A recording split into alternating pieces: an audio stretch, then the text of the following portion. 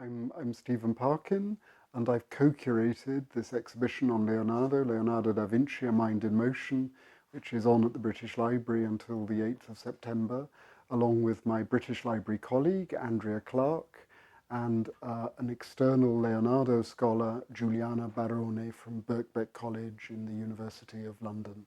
So the exhibition is called Leonardo, A Mind in Motion, and it brings together three of Leonardo's notebooks.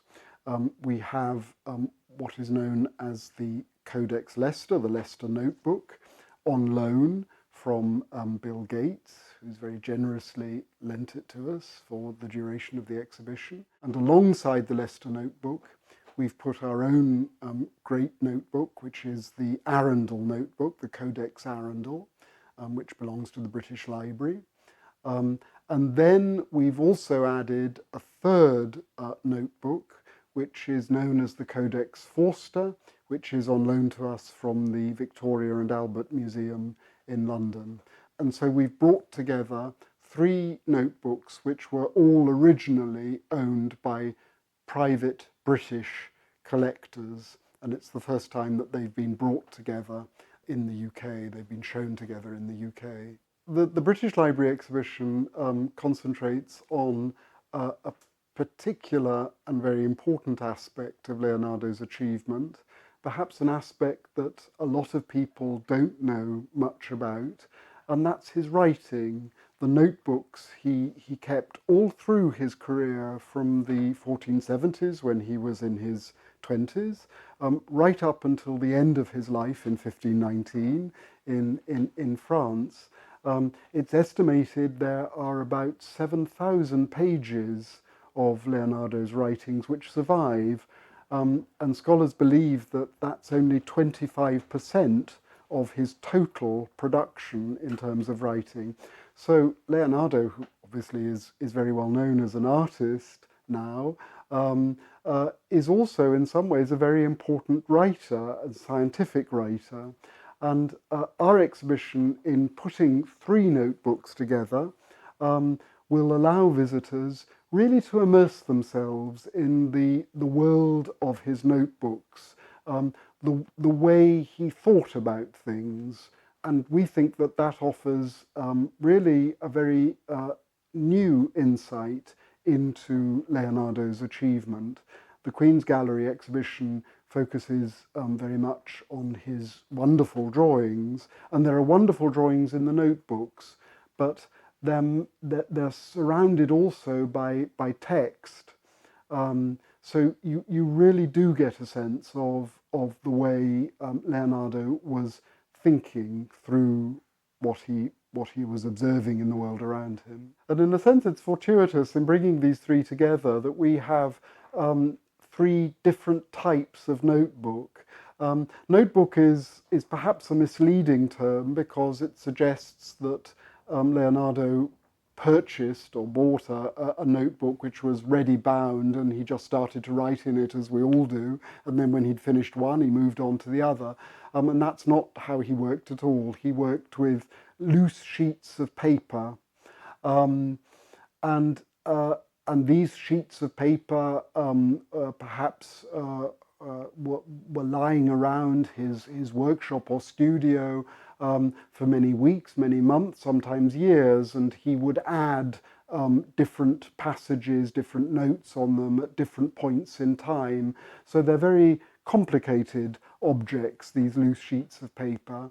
On some sheets of paper he would write more systematically, and that's an example. The Leicester the notebook is an example of that, which possibly he would later gather and bind. We don't know. No binding survive from Leonardo's day. The Arundel is a large and miscellaneous collection of, as I say, loose sheets. And we don't quite know how it was put together, who put it together. The sheets in the Arundel, and there are over 280, come from the whole period of Leonardo's life, so again from the 1470s when he was a young man, right up to the year before his death in 1519. And as I say, we don't know who put all these different sheets together. The Leicester is a very different kind of production in the sense that it is something which is written more systematically. You can see that in the appearance of the page. There's a block of text, and then Leonardo leaves the margin empty for drawings, and the drawings are keyed into the text. So it's a much more organized piece of work than many sheets in the Arundel. It's difficult to characterize the Arundel because it is so miscellaneous. The Leicester is much smaller. It's 18 sheets as opposed to 280 sheets. And it looks as if it was one of those organized treatises, books on a particular subject, that Leonardo intended to compile at various points in his life. Leonardo was curious about many different subjects, and on many subjects he intended to write a book or a treatise, and the Leicester notebook was one of these books, and that explains why it's more systematically prepared and written. And the Forster, again, is a completely different type because that's a very small notebook, a bound notebook, pocket notebook, if you like, except that he would have attached it to his belt when he went out, and he would have used it to jot down observations, make sketches as he was moving around outside. And so that really is very different from the other two as well. So in the three notebooks, the Arundel, the Leicester and the Forster, we have, as it were, a spectrum of the way Leonardo wrote on paper. And there's lots that we don't know, we still don't know. What we do know is that all his notebooks were entrusted to one of his favourite pupils, somebody who was learning to paint and draw with him, called Francesco Melzi. And Melzi kept all of them until he himself died, which was about 50 years after Leonardo's death. So in the second half of the 16th century. After Melzi's death, they begin to be dispersed in all sorts of different ways. And we don't know a lot about some of the journeys which different notebooks or different sheets took all over Europe. But they were dispersed. And in fact, going back to the British Library exhibition and the three notebooks, each of them in some ways reflects a different aspect of the history of Leonardo's notebooks since Leonardo's lifetime. The Arundel, as I say, is this miscellaneous collection of loose sheets from a very wide period, a very long period of Leonardo's life. And we don't know who put them together. They weren't, it's not a single notebook. There might be parts of notebooks within the Arundel collection, but it's not a single notebook. And we have no idea who put them together. All we know, really, is that they were purchased in Spain by Thomas Howard at the beginning of the 17th century and brought back to England.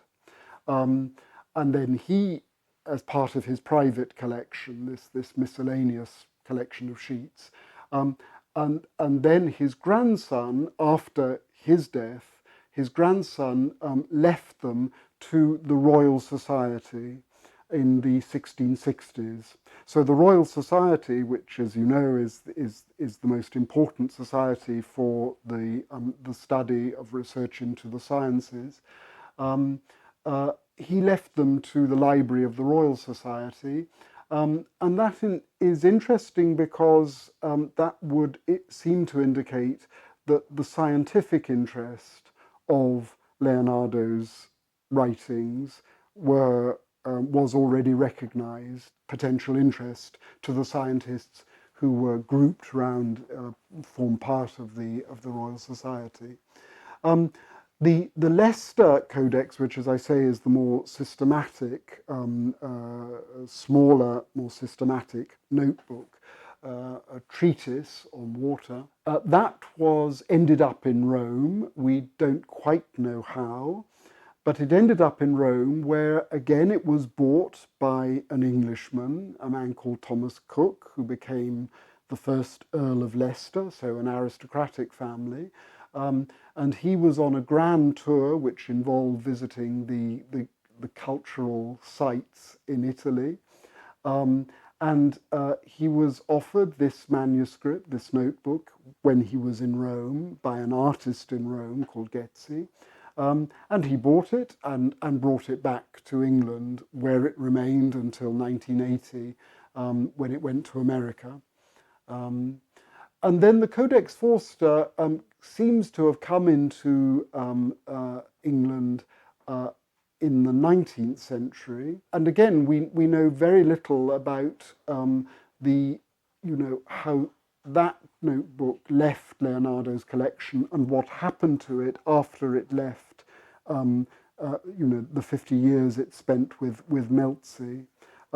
What we do know is that there are many similar small pocket notebooks of the Codex Forster type in Paris, in France, at the Institut de France.